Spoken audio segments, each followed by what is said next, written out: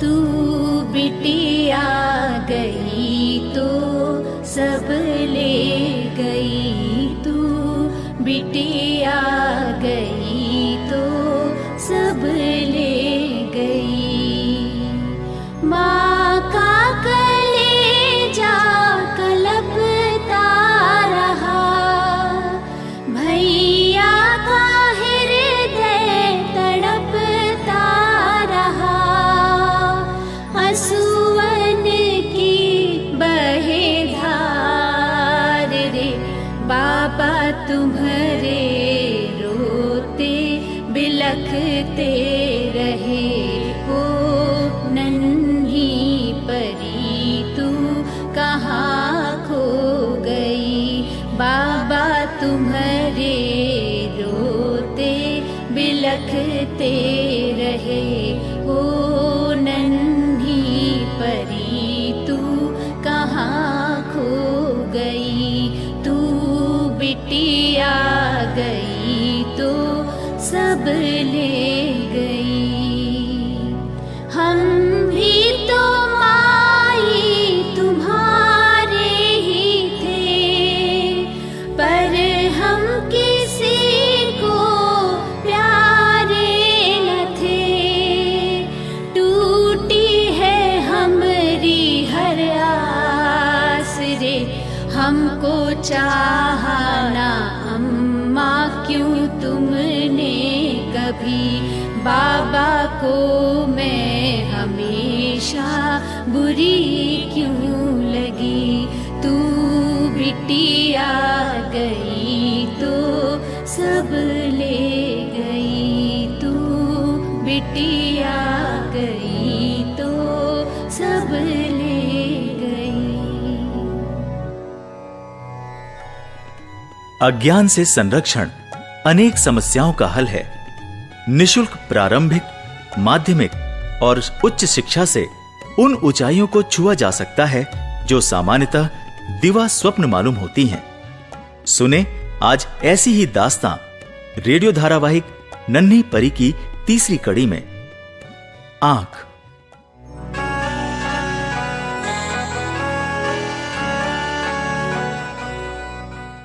बेकार प्लास्टिक से रेलगाड़ी की पटरी के स्लीपर बनाए जा सकते हैं। इस तरह बने स्लीपर में जिल्द। दीदी जी, क्या है मैना? दीदी जी पढ़ाई कर रहे हैं? नहीं, तेरी आरती उतार रही हूँ। देख नहीं रही है कि सामने किताब खुली है, हाथ में पेपर पेन है। मैं कुछ समझने की कोशिश कर रही हूँ। तुझको क्या लगता है अगर मैं पढ़ाई नहीं कर रही हूँ तो क्या कर रही हूँ? खाना पका रही हूँ, बर्तन मल रही हूँ, शॉपिंग कर रही हूँ, क्या कर रही हूँ? हाँ, दीदी जी पढ़ाई कर रही हैं। और ये पढ़ाई क्या होता है? तू ठीक से पढ़ाई तो बोल नहीं सकती। बोल पढ़ाई। पढ़ाई। रा नहीं ढ़ा ढ़ा, बोल पढ़ाई। पढ़ाई। पढ़ाई। पढ़ाई। तुझको कुछ भी सिखाना बालू में घी मिलाने के बराबर है। जा अपना काम कर और मुझे पढ़ने दे। बेकार प्लास्टिक से रेलगाड़ी की पटरी के स्लीपर बनाए जा सकते हैं। इस तरह बने स्लीपर में जल्दी दरार नहीं पड़ती, इससे शोर भी कम हो जाता है। ये कीड़ों मकोड़ों और पानी से जल्दी खराब नहीं होता। दीदी जी, उफ, कहा ना कि अपना काम करो, मुझे पढ़ने दे। दीदी जी बस हमने एक सवाल का सही सही जवाब दे दीजिए, फिर हम अपना काम करेंगे और आप अपना काम करिएगा, ठीक है? हे भगवान, चल पूछ जल्दी जो पूछना है। रेडी दीदी जी, चलिए बताए ओ का चीज है जिसका आना खराब, जिसका जाना खराब, जिसका उठाना खराब, जिसका बैठना खराब, जिसका फेरना खराब, जिसका मूंदना खराब। खराब? ओह, खराब। आना खराब, जाना भी खराब। जिसका आना खराब, जिसका जाना खराब, जिसका उठाना खराब, जिसका बैठना खराब, जिसका फेरना खराब, जिसका मूंदना खराब, जिसको मारना खराब। ये क्या गाना बजाना हो रहा है? खराब खराब खराब। माँ, ये मैना की बच्ची तब से इरिटेट किए जा रही है। कहती है पहले पहेली पूछो फिर बाद में पढ़ने देगी। पता नहीं क्या क्या पूछ रही है। वो कौन सी चीज है जिसका आना जाना और पता नहीं क्या क्या सब खराब है। मेरे ख्याल में तो वो चीज तू ही है मैना। भला तुझसे ज्यादा क्या किसी का आना जाना बोलना चालना खराब होगा? हाँ? हम जाते हैं अपना झाड़ू पोछो बर्तन करने। अरे मैना रुको, ये झाड़ू बुहारू बर्तन करने तुम क्यों जा रही हो? हम नहीं करेंगे तो कौन करेगा? हमारा बाबूजी इस्त्री करते हैं, हम सातों भाई बहन और हमारा माँ छोटा मोटा काम करते हैं, झोपड़ी में रहते हैं। हम नहीं करेंगे तो कौन करेगा? मैना, मैं तुम्हें यहाँ काम करने के लिए नहीं बुलाती। उस दिन तुम्हारे पिताजी से इस्त्री के कपड़े लेते समय तुम पर नजर पड़ी तो लगा कि तुम इस दीप्ति दीदी से कुछ सीख सकोगी, कुछ पढ़ सको तो तुम्हें अपने स्कूल में दाखिला दिलाकर पढ़ा दूंगी ताकि तुम बड़ी होकर योग्य बनो, समाज में सम्मान पाओ, तुम्हें और तुम्हारे पिताजी को छोटे मोटे काम ना करने पड़े। हमारा बाबूजी हमको स्कूल में पढ़ने ही नहीं देंगे। खाने का पैसा है ये नहीं है, पढ़ाई का पैसा कौन देगा? मैना, देश के हर बच्चे को बिना फीस पढ़ाई का हक है। हमारे स्कूल में पढ़ोगी तो फीस थोड़ी ही लगेगी, उल्टे फ्री खाना भी मिलेगा। फिर भी दीदी जी, हमको बाबूजी स्कूल नहीं भेजेंगे। स्कूल में बहुत टाइम खराब होता है। उतना टाइम में हम कितना जलावन बिल लेंगे, कितना घर साफ कर लेंगे, कितना घर का काम कर लेंगे, कितना चूल्हा चौका कर लेंगे। स्कूल में क्या होगा? बैठे बैठे किताब पढ़ो। बात तो ठीक है तेरी। कौन जाकर स्कूल में किताबों से माथा पच्ची करे? इधर उधर काम करने से, जलावन बिनने से साल भर का खर्च तो निकल ही आता होगा। क्यों? साल भर का खर्चा निकलता तो हम ऐसे गरीबी में रहते, घर घर काम पकड़ते, अमड़ा बाबूजी इस्त्री करते कि सूट पैंट पहन के सांस से टंडाली करते। एक बेला का खाना तो निकलता ही नहीं, और आप कहते हैं कि साल भर का खर्चा निकलता है जलावन बिनने और घर घर काम पकड़ने से। ओह, तो ये बात है। इधर उधर काम करने से और जलावन बिनने से 1 जून का खर्च भी नहीं निकलता, समझी? लेकिन कुछ तो ऐसा होगा ही जिसकी वजह से तू बिना फीस पढ़ाई और फ्री खाने के बजाय स्कूल से बाहर रहना पसंद करती है। शायद स्कूल से जितना ज्यादा बाहर रहेगी, एक्सपीरियंस उतना ज्यादा बढ़ेगा, समाज में उतनी ज्यादा इज्जत होगी, उतने ज्यादा रुपए पैसे की कमाई करेगी। ठीक है ना? फिर वही बात दीदी जी। अरे उम्र बढ़ने से कमाई घटती है कि बढ़ती है? और इज्जत कौन करेगा? लोग भी को नहीं देता आजकल के जमाने में। मैना, तुम खुद ही मान रही हो कि स्कूल जाने के बजाय उस समय में छोटे मोटे काम करने से कोई खास आमदनी नहीं होती, बल्कि जैसे जैसे उम्र बढ़ती है आमदनी और इज्जत कम होती जाती है। अब सुनो कि पढ़ाई करने से क्या होता है। दिन भर में हम 2, 4, 10 लोगों से तो मिलते ही हैं, है ना? इन 2, 4, 10 लोगों में कुछ ठीक ठाक होते हैं और कुछ शायद नहीं भी होते हैं। जानबूझकर और अनजाने में हम इनसे ही सीखते हैं। ठीक ठाक लोगों से कुछ अच्छा और बाकी लोगों से पता नहीं क्या कुछ गलत सलत। लेकिन जब हम स्कूल की किताब पढ़ते हैं तो वो सब जान पाते हैं जो ठीक है, सही है, सबसे अच्छा है। इसको कहते हैं ज्ञान। जैसे जैसे ज्ञान बढ़ता है हम सीखते हैं कि मुश्किलों में कैसे आगे बढ़ें, कैसे मुसीबतों का सामना करें और कैसे खुद भी सफल बने और समाज को भी आगे बढ़ाएं, कैसे अपनी सेहत अच्छी रखें। अमड़ी मैतारी अगर पढ़ी लिखी होती तो हमारा भाई बहन बेराम पढ़ के मरता नहीं। तो बिना पढ़े लिखे बीमारी, गरीबी, बेइज्जती का सामना क्यों करती है? स्कूल में एडमिशन क्यों नहीं कराती? अमड़ा बाबूजी कहते हैं कि तू पढ़ लेगी तो तेरी शादी करने में बहुत जंजाल होगा। अरे नहीं नहीं, अगर तुम अनपढ़ रहोगी तो शायद पढ़े लिखे लड़के तुम्हें पसंद ना करें। शायद तुम्हें अनपढ़, कम पढ़ा लिखा या शारीरिक रूप से कमजोर या बूढ़ा पति मिले। शायद तुम्हारी जिंदगी भुखमरी और बीमारी से लड़ने में ही गुजर जाए। पढ़ लिख लोगी तो लड़के भी पढ़े लिखे और समझदार मिलेंगे। घर में 4 पैसे रहेंगे तो गृहस्थी भी सुख से चलेगी। लेकिन बाबूजी कहते हैं कि स्कूल के रास्ते में लड़का लोग परेशान करेगा। टीचरों पता ना कैसे होवे। लड़की के लिए घड़े ठीक होता है और पढ़ा लिखा लड़का दईजो तो डबल लेवेगा। ऊ बाबूजी कहाँ से जुटावेंगे? तेरे फादर तो लड़कियों को स्कूल भेजने से बिल्कुल अगेंस्ट हैं। वो खुद स्कूल कॉलेज गए थे या नहीं? बाबूजी स्कूल गए थे पर बाद में छोड़ दिए। बोलते थे कि माने नहीं लगा। और अब शायद मन ही मन सोचते हो कि पढ़ाई पूरी कर ली होती तो और बेहतर जिंदगी जीते। खैर, एक काम करो, परसों हमारे स्कूल में एक जलसा है 10 बजे। उसमें सारे परिवार और मोहल्ले वालों को साथ लेकर आओ। किस बात का फंक्शन है माँ? परसों ही देख लेना। ओहो, तो मैं भी फंक्शन में इनवाइटेड हूँ। हाँ, लेकिन तुम्हें सफाई कर्मचारी के रूप में आना है। माँ, मैं तुम्हारा पर्स यहीं साफ कर देती हूँ।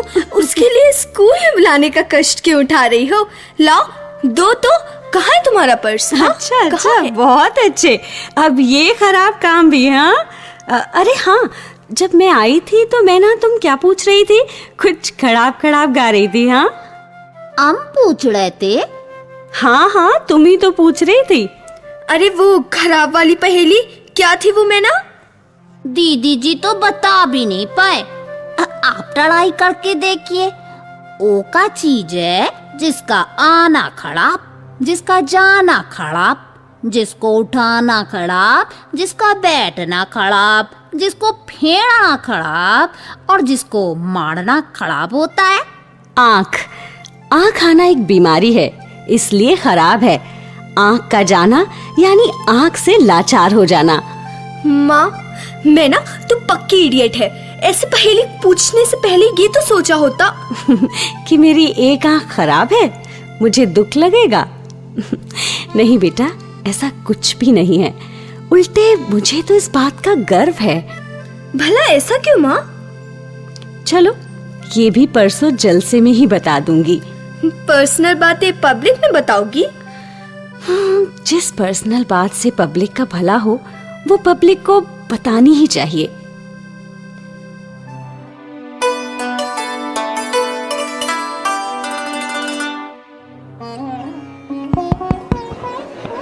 Hello hello hello. क्यों माँ यहाँ बैठे? यहाँ से पूरा मंच भी दिख रहा है और ये कुर्सियाँ कोने में भी हैं। प्रोग्राम खत्म होने पर बाहर निकलने में भी आराम ही होगा। हाँ, ठीक है, चलो यहीं बैठ जाते हैं। बच्चों, देवियों और सज्जनों से निवेदन है कि वे अपना अपना स्थान ग्रहण कर लें और शांत हो जाएं। कार्यक्रम थोड़ी ही देर में आरंभ होगा। दीदी जी देखिए, हम आगे उधर पीछे बैठे हैं। अमला भाई बहन और बाबूजी भी आया है। बाबूजी तो आ ही नहीं रहते। अब हमारा कार्यक्रम शुरू होने ही वाला है। जा मैना, जा अपनी सीट पर जाकर बैठ। हाँ मैना, अच्छा किया, तुम सबको लेकर आ गई। अब अपनी सीट पर जाकर बैठ जाओ। प्यारे बच्चों, बहनों और भाइयों, 4 दिन बाद शिक्षक दिवस है। हमारे पूर्व राष्ट्रपति डॉक्टर सर्वपल्ली राधाकृष्णन का जन्मदिन। शिक्षक दिवस पर देश अध्यापकों के प्रति आभार व्यक्त करता है। देश भर के सर्वश्रेष्ठ शिक्षकों को राष्ट्रपति स्वयं अपने हाथों से पुरस्कार देते हैं। शिक्षक सरस्वती का पुजारी होता है। लक्ष्मी का वरदान उस पर अधिक नहीं होता। पैसे के मापदंड पर तौलें तो सामान्य शिक्षक सामान्य नागरिक ही होता है, लेकिन वो सामान्य होकर भी असामान्य होता है। वो देश का भविष्य रचता है। बच्चों को तालीम देकर उन्हें देश का ही नहीं, विश्व का सम्माननीय नागरिक बनाता है। वो सामान्य होकर भी असामान्य होता है। तभी तो देश के सबसे बड़े व्यक्ति राष्ट्रपति से पुरस्कार पाता है। यह बड़ी प्रसन्नता का विषय है कि इतिहास में पहली बार इस शिक्षक दिवस पर हमारे जिले का, बल्कि जिले का क्यों, हमारे शहर का एक शिक्षक यह सम्मान पाएगा। आप सोच रहे होंगे कि शहर में तो अनेक विद्यालय हैं, भला किस विद्यालय के किस शिक्षक को यह सम्मान मिलेगा? तो मैं आपका अधिक समय न लेते हुए इस रहस्य से पर्दा उठा ही देता हूं। यह गौरव प्राप्त हुआ है आपके इसी स्कूल को। प्रधानाध्यापक महोदय भी यहां इसी मंच पर विराजमान हैं। आपको बहुत बहुत बधाई। 2 शब्द आपकी तरफ से, प्रधानाध्यापक महोदय। हेलो हेलो हेलो, मेरी आवाज ठीक से आ रही है ना? आ रही है? अच्छा अच्छा, ठीक है। हाँ, तो अधिकारी महोदय, छात्र छात्राओं, आमंत्रित बच्चों, बहनों और भाइयों, शिक्षक पुरस्कार पाने का हमें हार्दिक आनंद है। हमारे विद्यालय में तड़क भड़क नहीं है। इसकी इमारत लगभग 80 वर्ष पहले बनी थी और इन 80 वर्षों में विद्यालय इतना धन नहीं जुटा पाया कि इमारत में बड़ा भारी परिवर्तन हो सके। बस मामूली मरम्मत ही हो पाई है। हां, एक परिवर्तन यह हुआ है कि पहले विद्यालय में केवल 2 शौचालय थे, एक शिक्षकों के लिए और एक छात्र छात्राओं के लिए। अब उनकी संख्या में बढ़ोतरी हो गई है। पहले हमारे यहां केवल पुरुष शिक्षक थे, अब महिला शिक्षक अथवा शिक्षिकाएं भी हैं। ये पुरस्कार हमारे विद्यालय, हमारे शहर और हमारे जिले का ये पहला पुरस्कार हमारी शिक्षिका ने अर्जित किया है। लेकिन ये समारोह उस शिक्षिका का अभिनंदन करने के लिए आयोजित नहीं किया गया है। हां, यह समारोह उस शिक्षिका के अनुरोध पर अवश्य आयोजित हुआ है। अधिकारी महोदय, क्षमा कीजिएगा, आपके शब्द उधार ले रहा हूं। आपका और अधिक समय न लेते हुए आइए मिलते हैं राष्ट्रपति सम्मान के लिए मनोनीत इस शिक्षिका से, जिसका नाम है सरला। अरे वाह माँ, कंग्रेचुलेशंस, तुम तो बड़ी छुपी रुस्तम निकली। इतना बड़ा अवार्ड मिलने वाला है और तुमने कुछ बताया ही नहीं। थैंक यू बेटा, अभी मंच पर जाने दो, फिर बाद में बातें करेंगे। सरला जी, कहां हैं आप? कृपया मंच पर आइए।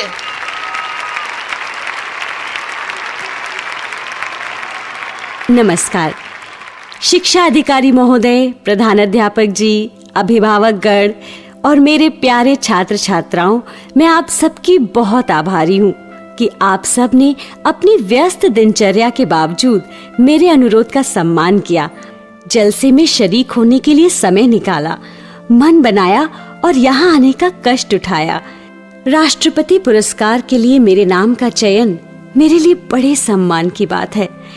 आप सबके अपूर्व सहयोग के बगैर ये पुरस्कार मिलना संभव नहीं था। आप सबको पुनः धन्यवाद और बहुत बहुत बधाई। मुझे ये पुरस्कार दिलाने में जिन सज्जन का सबसे ज्यादा सहयोग है, मुझे अफसोस है कि मैं उनका नाम भी नहीं ले पाऊंगी। बात यह है कि मुझे अपने ऊपर उपकार करने वाले इन सज्जन का नाम मालूम ही नहीं है। नाम मालूम होना तो दूर, मैं तो उनकी सूरत भी नहीं पहचानती। तो मैंने सोचा कि आज इस मंच से उन तक अपना धन्यवाद पहुंचा दूं और यहाँ और हमारे समाज में जगह जगह मंडलाती नन्ही परियों को अपना संदेश देने का इससे बेहतर मौका शायद दोबारा ना मिले। जैसा कि प्रधानाध्यापक महोदय बता रहे थे कि इस स्कूल की इमारत लगभग 80 साल पुरानी है। उस समय शायद यहाँ जंगल रहा हो। 40-45 साल पहले जब मैंने यहाँ दाखिला लिया, तब भी आसपास कोई खास आबादी नहीं थी। मेरा घर 8 किलोमीटर दूर था। मैं रोज सुबह 5 बजे स्कूल के लिए पैदल निकल पड़ती, थोड़ा रास्ता दौड़कर और थोड़ा तेज कदमों से चलकर पार करती, ताकि 6:30 बजे तक स्कूल पहुंच सकूं। उस समय यहाँ पर पक्की सड़कें नहीं थी। बरसात में कीचड़ पानी से बच बच कर आने में कभी कभी देर भी हो जाती थी। देर से स्कूल पहुंचने पर कई बार सजा मिली है मुझे। स्कूल में लड़के ज्यादा थे, हम लड़कियां तो मुझे मिलाकर बस 4 ही थी। महिला टीचर तो थी ही नहीं, तो शिक्षक जिस तरह से लड़कों को देर से आने में सजा देते थे, वैसे ही हम लड़कियों को भी देते थे। भेदभाव में विश्वास नहीं था उनका। और पढ़ाते तो इतना अच्छा थे कि मुझे आज भी बचपन के कई पाठ इस तरह से याद हैं, बस जैसे कि कल ही पढ़े हों। आप भी तो बहुत अच्छी तरह पढ़ाती हैं सरला जी। चेष्टा करती हूँ कि सजा देने में तो नहीं, पर कम से कम शिक्षा देने में तो अपने गुरुजनों का नाम रोशन कर सकूं। मैं उस समय 12-13 साल की थी। एक दिन रिसेस के समय मुझे शौचालय जाना था। शौचालय सिर्फ एक था और उसके अंदर कोई था। जैसे ही शौचालय खाली हुआ, मैं आगे बढ़ी। एक लड़का मुझे ढकेलकर अंदर चला गया। मेरे लिए रुकना मुश्किल हो रहा था। मैं स्कूल के पिछले हिस्से की तरफ झाड़ियों की ओर जाने लगी। मेरी समस्या वही समझ सकते हैं जो स्वयं इस परेशानी से गुजरे हैं। लेकिन जब मैं झाड़ियों के पास पहुंची तो देखा कि 2 लड़के भी मेरा पीछा करते हुए वहां पहुंच गए हैं और वो हंस रहे हैं। बड़ी विपदा थी। मैं शौचालय की ओर वापस भागी। भगवान का लाख लाख शुक्र कि वो खाली मिल गया। मैंने चैन की सांस ली। थोड़ी देर बाद जब शौचालय से बाहर निकली तो वो दोनों लड़के वहीं खड़े हंस रहे थे। मैंने उनसे कुछ कहना चाहा, पर इससे पहले कि कुछ बोल पाते, एक लड़के ने मुझ पर पत्थर फेंका। मैं अपने आप को बचा नहीं पाई। पत्थर मेरी बाईं आंख पर लगा। मुझे कितनी देर बाद होश आया, घर कैसे पहुंची, कितने दिन और क्या क्या इलाज हुआ, इस सब की चर्चा अभी नहीं करूंगी। आप तो देख ही रहे हैं कि मेरी वो आंख नष्ट हो चुकी है। अब तो आदत भी पड़ गई है। लेकिन उस घटना के लगभग 2 साल तक मैं आईना नहीं देख पाती थी। घर में उदास पड़ी रहती। माँ बाप की बातें मेरे कानों में पड़ती। वो बहुत परेशान थे मुझे लेकर। मैं उनका सहारा नहीं, बोझ बन गई थी। मैंने बहुत सोचा तो लगा कि क्या मेरी आंख का जाना मेरी ताकत नहीं बन सकता। एक आंख के साथ ही मन भटकाने के मार्ग भी तो बंद हो गए थे। पहले शायद स्कूल की पढ़ाई के बाद मेरी शादी करवा दी जाती, मैं सामान्य महिला का जीवन जीती। पर अब मैं पढ़ाई में ऐसी जुटी कि स्कूल के बाद कॉलेज और कॉलेज के बाद आगे की पढ़ाई। मैंने इसकी परवाह करना ही छोड़ दिया कि लोग मेरी सूरत देखने के बाद क्या क्या सोचते होंगे। मुझे नौकरी मिली, मेरे माता पिता को मैं सहारा दे पाई, और फिर एक दिन मुझे एक ऐसा जीवन साथी भी मिल गया जो मेरे विचारों का सम्मान करता है। अगर वो दौरे पर शहर से बाहर ना होते तो आज यहीं बैठे होते। मैं जब भी आईना देखती हूँ उस भाई का धन्यवाद देती हूँ जिसकी नासमझी ने मुझ में समझ पैदा कर दी, पढ़ाई करवाकर मेरा जीवन सार्थक बना दिया। पढ़ाई करने में चाहे कितनी ही परेशानियां क्यों ना आगे आए, पढ़ाई कभी व्यर्थ नहीं जाती। लड़के हो या लड़की, अगर नहीं पढ़ते तो पढ़ो, और अगर पढ़ते हो तो पढ़ाई पूरी करो, अपने लिए, अपने माता पिता के लिए और अपनी आने वाली पीढ़ी के लिए। बस मुझे यही कहना था।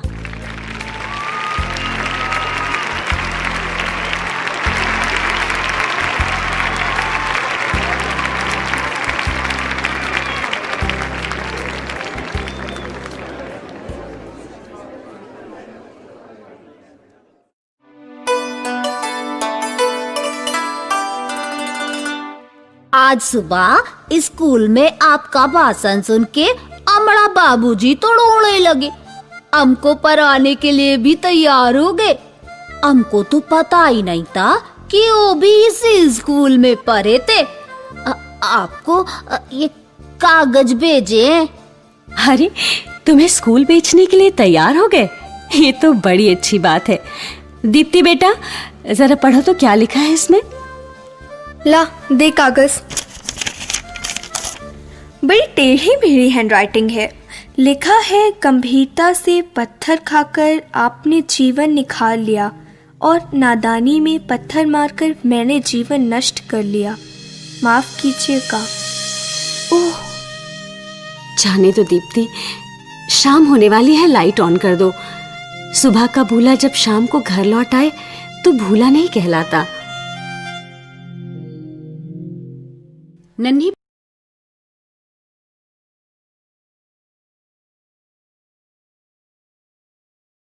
अभी आप सुन रहे थे बालिका संरक्षण पर आधारित रेडियो धारावाहिक नन्ही परी की तीसरी कड़ी आंख। इसमें भाग लेने वाले कलाकार थे अश्विनी अग्रवाल, विनोद शुक्ल, प्रीति मिश्रा, नीति शुक्ला, रमा पांडे और अक्षिता मिश्रा। शोध और पटकथा अमिताभ वर्मा। निर्देशन तथा संगीत प्रीति मिश्रा। तकनीकी सहायता अनुपम गुलवाडी और प्रस्तुति थी नीति शुक्ला की। अगली कड़ी में आपसे फिर भेंट होगी एक नए विषय के साथ। तब तक के लिए नमस्कार।